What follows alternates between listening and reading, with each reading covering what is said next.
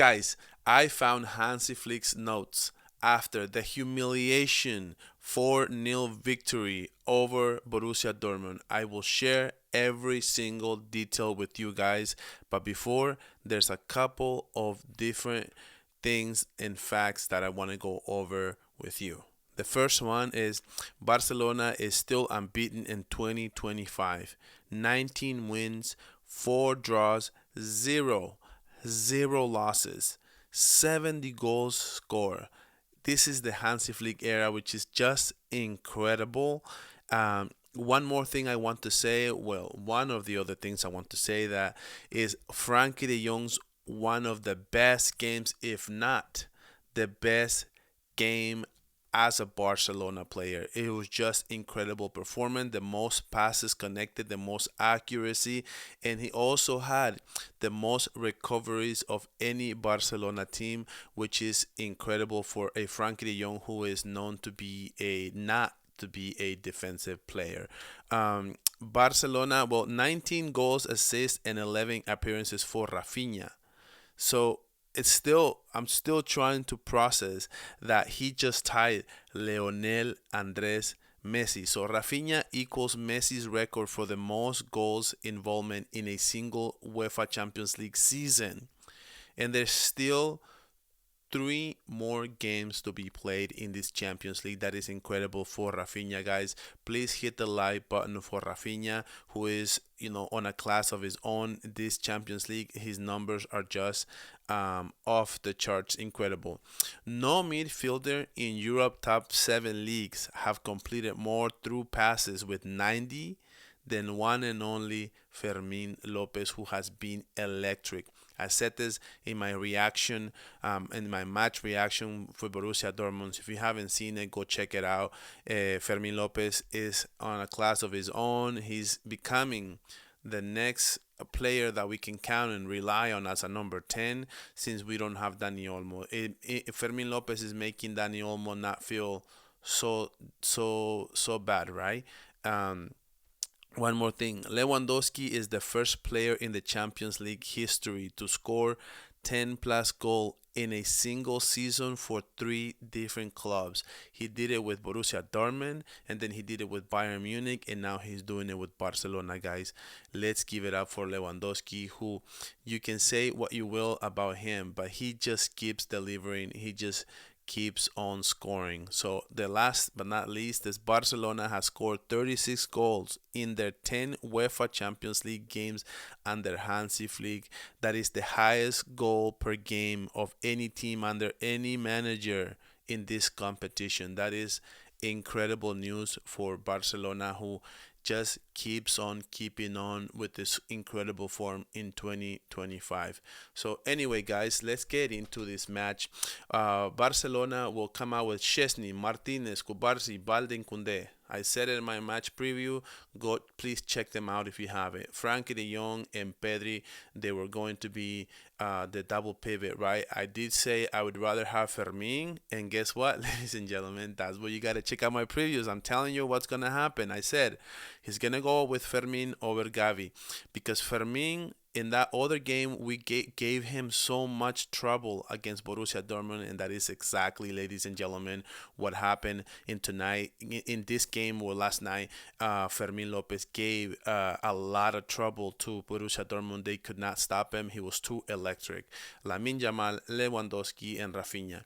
I'm the one who said Ferran Torres over Lewandowski. He went with Lewandowski. You cannot go wrong with Lewandowski, who just keeps on keeping on as far as scoring goals. And let's see what Borussia Dortmund came out with. So Borussia Dortmund, Gittens, Gurasi, Adeyemi. Remember, what did I say, guys? Feed the beast. That's exactly what they did the whole game. That is their entire game plan. Gittens, Adeyemi. Gittens had a fair amount of shots on goal. He tried to score a goal from outside the box. He was the only one really trying, besides everybody else just giving it to Girassi. Ryerson, Ben Sabani, that also just trying to feed the beast. We're gonna get into all the main points of this game, and in reality, from the very beginning, what they wanted to do is just long balls, guys. They know Barcelona struggles with long balls, and they were gonna try. Barcelona was prepared. Barcelona was ready, and from the beginning, you see how this is a team that they know how to connect well. But Frankie De Jong, guys, what did I say? The most recoveries of any game for Frankie de Jong was this game, and Frankie de Jong was the key to controlling the midfield. I know Pedri Gonzalez takes all the glory, but let's give it up for Frankie de Jong. Hit the like button. Please comment Frankie de Jong because he really deserved this all his praises in this game, recovering. He was very active, Lewandowski, and this is what I want to see from Lewandowski. I want to see him involved in the attack instead of being in this area of the field waiting for it. He's going to go in and get a pass from Balde, who can then give it to Fermin. And of course, Fermin just kept making the right plays, man. Like you can see, Fermin. I love me some Fermin Lopez in this game, man. Like the fact that he can see Lamine Jamal hit down to the right, and Lamine does what Lamine does. This is an incredible save by the keeper. He has two defenders in front of him, and somehow he sees Lamine Jamal's shot and guesses where it's going to be because he knows like that's a signature shot now for Lamine Jamal, who loves doing what Leo Messi used to do, which is cut inside and hit the corner to the right of the keeper. That I thought he did a tremendous job to stop that. Well, this is another play where Barcelona is just gonna be really ready, and I love me some diagonal passes, and this is a very, very good attack from Barcelona in transition, and he's gonna do the diagonal. Lewandowski is gonna be right there. This is a good sign for things to come from Lewandowski. Lewandowski had a very, very good game, very active, very electric. This is what I want to see from Lewandowski. I know that we cannot, get this game in and game out, but this was incredible sign from Lewandowski. There were more things to come. He again, having Fermin Lopez as one of the best ball placers that you'll ever see in the game, and nobody will talk about this, but the fact that he keeps finding Lewandowski, him. Fermin Lopez and Lewandowski have a very good link in that play, and his crosses are a thing of beauty, and we have one of the best crossers in a lot of the best, not I should say a lot of them, but having Rafinha as one of the best crossers, having Fermin Lopez as one of the best crossers, having a player like Lamine Yamal. This is why Barcelona is so tough to defend, because so many players can come out you. This is a great play where Inigo Martinez he's going to do like he wants to do a pass. Who was there for take a shot. Incredible. Like how did he have a resource there? For Kubarsi being a center back, he's there to find a header. He's there to find a rebound, and Inigo Martinez does a very good job of putting the ball back into play, and Kobarsi is right there. And what we're about to see here, in reality, I do not like from Rafinha to really go after this ball, because you don't know if you're Rafinha. You don't know if you are you don't know if you're on site. So to me, I would rather, I think that the assignment here should be just watch the ball go to the back of the net, and if there's a player somewhere around the area, and I know he doesn't know if somebody's behind him, but I still want to see being playing smart football, playing instead of thinking score, score, score, score. Think of making the right play. I don't think this was the right play. Hey, that's more credit to Rafinha. He got the goal. Kubarsi should have been the one who get this goal.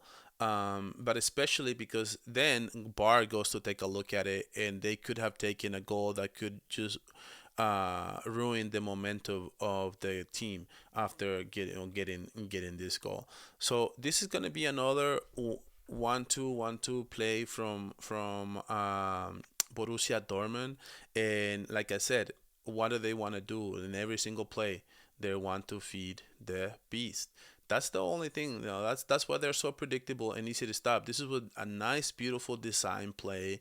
We were so lucky here that he's not able to connect with this ball, and yeah, he just wasn't on his game tonight, and that was one of the reasons why they just couldn't get anything going because they had to be perfect. Like the one, two, three chances that they had to score, and they didn't. So, was one of the reasons. So you can see how good they are on the ball, how good at passing. But Barcelona, it's so good at clogging up the whole area of the field. And you will see Barcelona getting a recovery. And you can see Fermin Lopez just drives the ball. And he did an amazing job as a number 10 to either be so involved in connecting. I thought he did an amazing job connecting with the front. Gets a good he's a very good shot taker. Like I love Fermin Lopez, and that's the one thing we get with him that we don't get from Dani Olmo. Dani Olmo will be a player who's very technical, who's very the one thing I love about Fermin Lopez. This is another chance from Borussia Dortmund, but Kubarsi is gonna do a really good job of box to box here, and he's going to close up the gap. And even though he takes a good shot, he doesn't take a comfortable shot. He takes an uncomfortable, and it's a little quicker than he would have wanted. And you can see here how suffocating Barcelona is recuperating and pressure. The pressure that Barcelona brings is unmatched. As you can see, so the Borussia Dortmund, it's a 50-50 ball, but Barcelona is always there, even though they get the ball back. See, Pedri Gonzalez already got the ball and get the recovery to Lamine Yamal, and this is kind of a product. The fact that Barcelona can do this is the product of just having a high pressure. And Barcelona, they're able to score in this play because of mainly that recovery from Pedri Gonzalez and having that kind of high pressure. But Lamine Yamal does an amazing job to put this ball, kind of lobs it over the top, and it's just like in the air. Rafinha, I can see it. Initially, I thought that Rafinha had tried to score, but I can definitely see in his body language he's definitely trying to find Lewandowski here, as you're about to see right now. You can see how I don't think he wants to score there. Like there's no way, and luckily we were able to get capitalized and barely gets there. And this is yet again another play where Conde down the right, that's always a threat, and the way we can always make these runs. And even though you don't have to score in every play, but Fermin Lopez, man, once again, like I said, I know he could have given it here, given a pass, but the fact that he's always thinking of scoring, that's a good thing. I want to see play a little bit smarter here, try to make a through pass. And but who knows, that might not have been a good angle for Lewandowski anyways, but he takes a banger, man. Like this should I don't know how this was not a goal. This is Fermin Lopez. If Fermin Lopez scores this goal, we would be praising Fermin Lopez like to this moment right now. And I don't think he got the praise that he should have for the kind of performance that he had. He was almost, I would say, my man of the match to me was Lamine Yamal, because this offense will go as Lamine Yamal will go. But I think I can make an argument can be made for Fermin Lopez. But the fact that we don't know, we can't choose one definitive person, means that this team is a force to be reckoned with. Means that a lot of players are high performing, like especially Lewandowski could be another player that could be man of the match.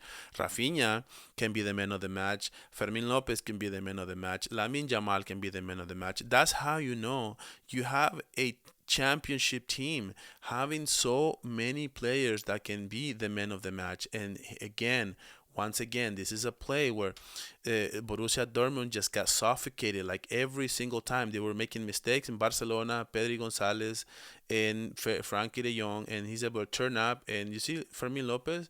You see, I had an amazing electric game, and like I said, 1-2, 1-2. Pedri Gonzalez,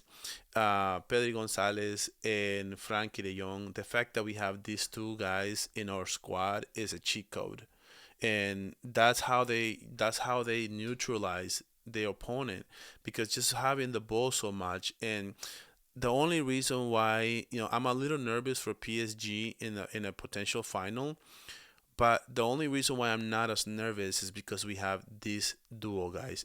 He paints this beautiful pass. I don't know if he tried to find Lewandowski, but he actually finds Fermin Lopez, who, like I said, guys, he is a threat. He is a freaking threat. Like how? Oh my God. I don't know how he didn't score. There was a sequence between that other time that he hit the post and these other two shots that I was like, how did Fermin Lopez not score in this game? It just, I couldn't believe it. And like I said, look, they always are going to attack and try to find that beast, but Barcelona, guys, we are so quick to recuperate. We are so quick to do high pressure situations. We can see how we get the ball back and who is there. Amazing through pass down the right, guys. He's just so good at this. Like, how did he do that? And Fermin Lopez, he makes the right plays. Like 9 times out of 10, he'll make the right play. You remember that play where he hit the post, and I told you I wanted him to go right. But 9 times out of 10, he makes the right play, and he passes a diagonal cross. These diagonal crosses for Barcelona are just incredible. Well, and this is another example of how Barcelona's high pressure, even Lewandowski. That's how you know Lewandowski had an amazing game, because the way that he gets bringing a long pass to Lamine Yamal. Rafinha could know maybe Lamine Yamal will be an easier shot, but he trusts his Lamine. That's amazing. Basically everything was sunshines and rainbows by the way Barcelona play and get back in transition. And we are extremely difficult to defend in transition because of the speed that Lamine Yamal, Rafinha, Lewandowski, and also Fermin Lopez was just electric in this game. That's not even mentioning Pedri Gonzalez and Frankie De Jong. Okay, so, and it was just score a goal. It was offside. That's the thing with Barcelona, guys. Let me know what are your thoughts. Let me know who was the man of the match for you, in your opinion. To me, now that I'm looking at this tactical video, it's Fermin Lopez, but that's no, it doesn't really matter because our front four. I can't even say front three, front four, because I got to put Fermin there as an attacker. Our front four was just incredible. He just said, so we have to play very smart in the next game. But let me know your thoughts on this analysis. Let me know about this tactical video. What are your thoughts? And I'll catch you guys on the next video.